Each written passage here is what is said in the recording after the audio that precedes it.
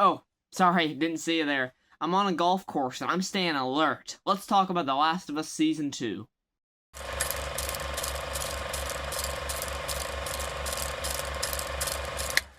Hey guys, AJYT Abbott here. Welcome to my review for the complete second season of The Last of Us Season 2 on HBO. This is the adaptation of the popular video game.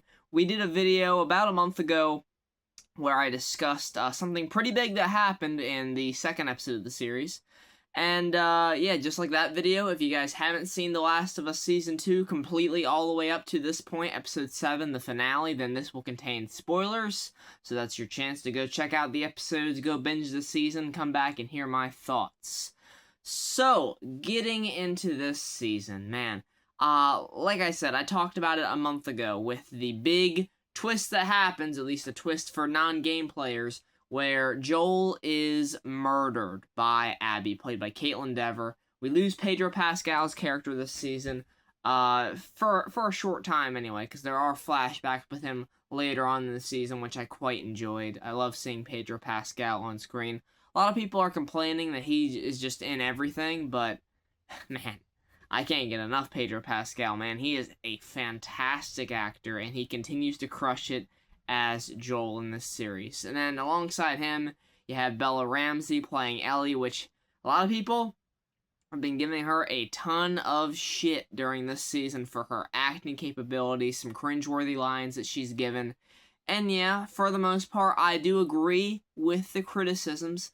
In the first season, her acting didn't bother me all that much. Even at the beginning of this season, I was like, she's doing pretty good, but as soon as she has to carry the show on her own, it just wasn't clicking for me, and her as Ellie just doesn't fully work for me, unfortunately, in this season. As Kid Ellie in Season 1, I think it worked really well, but in this season where she's supposed to be a bit more adult, a bit more grown up, some, kind of hardened by the world and what she's had to witness, it just doesn't come across. It just doesn't work for me, personally. But I'm not gonna go and call her names and call her,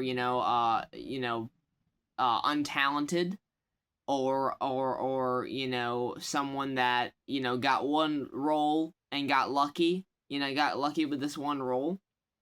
I'm not gonna say that because she has enormous potential. I think as an actress, I think with time she can grow and grow and grow into a great actress. But it's just the character as well as the writing just doesn't fully work in her favor here, at least not for me. The writing in this season bugged the hell out of me, and it really wasn't noticeable until episode 4, where we get Ellie and Dina traveling to Seattle, and you really start to see the dangers of Seattle, where you're getting, the dead Seraphites and all these dead corpses and this just dangerous scenery.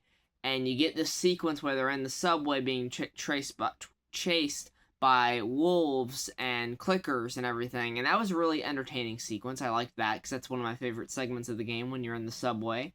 Unfortunately, we didn't get any shamblers. I'm sure that's a budgetary issue because, Episode 2 had a grand Game of Thrones style epic not clickers, but infected and bloater style attack on Jackson, which was awesome. But we didn't get any shamblers. We did get stalkers. I'll talk about them in a bit. But in this season, you have Ellie and Dina going to Seattle, and they're kind of... It just felt like they were on a honeymoon. It didn't feel like they were on a revenge mission all that much until later on in the season, because they actually take time to flesh out the relationship. I did like this. They take time to flesh out that relationship instead of them already being together and going to Seattle like they are in the game. Here, when they go to Seattle, they're friends, but there have been moments between them that have been flirty, like their kiss during the New Year's celebration in Episode 1. But we finally get in confessing their feelings in Episode 4, but the way they do it is really, really bad. Basically, Dina reveals, hey, there's a mosquito. Dina basically reveals, hey, I'm pregnant. After Ellie has been bitten and she waits it out. She doesn't believe her that she's immune and everything. And then she waits it out. And then Ellie's like, look, I'm not turning into one. I'm immune. You can believe me. And then Dina says, I'm pregnant. And then in that moment in the game, Ellie's like, wait, what? I brought you to this city that's full of this, chaos and destruction, all these crazy groups trying to kill each other. We've seen all these dead bodies, and you're pregnant. You're just sharing this now. Now, granted, Ellie is pretty harsh in the game, but, for kind of good reason. But in the show, they just start fucking. Like, they grab each other, they start fucking. It's a very awkward sex scene where Ellie just kind of, like, in the midst of this news, this life-changing, dramatic news, they just start fucking, and Ellie puts her hand down Dina's pants, and it just felt like a really weird moment. It's just a fucking out of nowhere moment to just do it right there. And then later on in the episode, Ellie's like, oh, so I'm gonna be a dad, and she's not even acknowledging the fact that they've seen countless dead bodies, they've had countless run-ins with infected, they know this is a dangerous area, and Ellie is completely fine with it, and then later on she finally does realize, oh yeah, I brought you here, we need to probably go back now. And then Dina's like, I'll go back if you want, or I'll keep going if you want, but then also at the same time says it's not up to you, but you just said that it was up to her. I don't fucking get the writing in this season, guys. It's bad. It's just bad. Then you get some stuff where they find the stalkers, which I thought was a pretty good sequence. That was a pretty entertaining one. And they're getting attacked, and Jesse shows up. And Jesse, I'll be honest, if I hadn't played the game, I probably would have forgotten that Jesse was even a character, because he only gets maybe 2 or 3 different interactions with Ellie at the start of the season, and then he comes in, saves them, and then he doesn't explain how he found the theater initially. He explains it in the finale. I thought that was weird. And then he's like pissed off at Ellie, for good reason, I guess, leading him into this death trap. And then you don't really get a ton of build-up with him until the finale, where he's giving this backstory about how he met this girl and he thought he was going to go with her. But hey, if I had went with her, I wouldn't have been here to save your ass in Seattle. And, he's like, I'm doing this for the community. I voted no on your expedition to go to Seattle because I think about the community. I put the community first instead of you. And then he gets killed off. Abby kills him just like she does in the game. He runs out there to go see what's going on with Tommy. She's got Tommy at gunpoint. She kills Jesse. And I just felt nothing because I felt like we had hardly built him up. I felt like we had hardly built him up in this season. I feel like in the game I felt way bad. I felt way worse for him than I did in this show. So that was disappointing. Caitlin Dever as Abby returning in the finale was very good, even though she's only in it for about 5 minutes. Not even that, not even 5 minutes.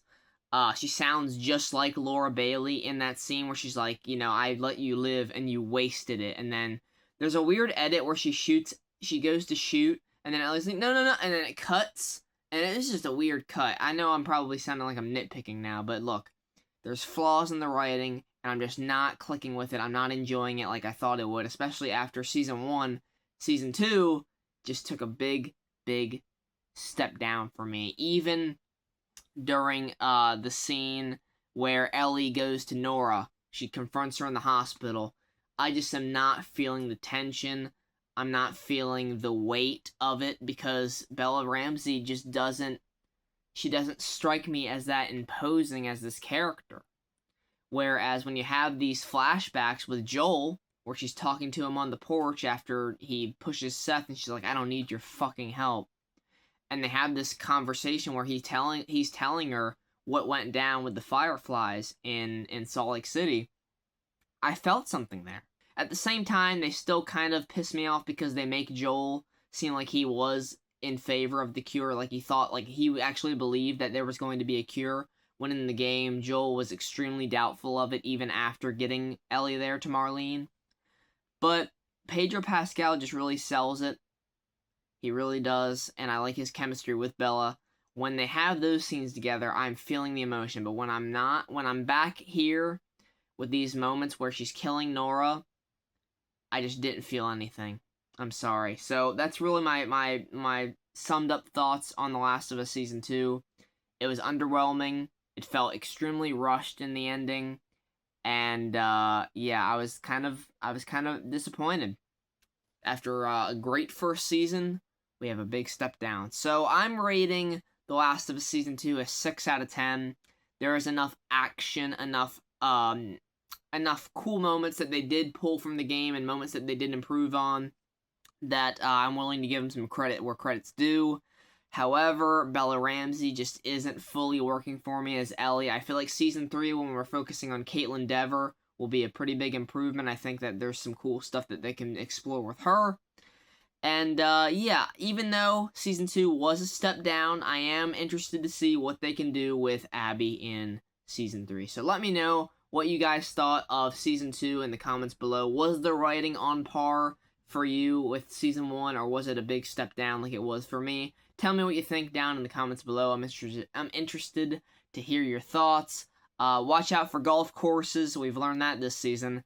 And yeah, until the next review, take care, guys, and goodbye.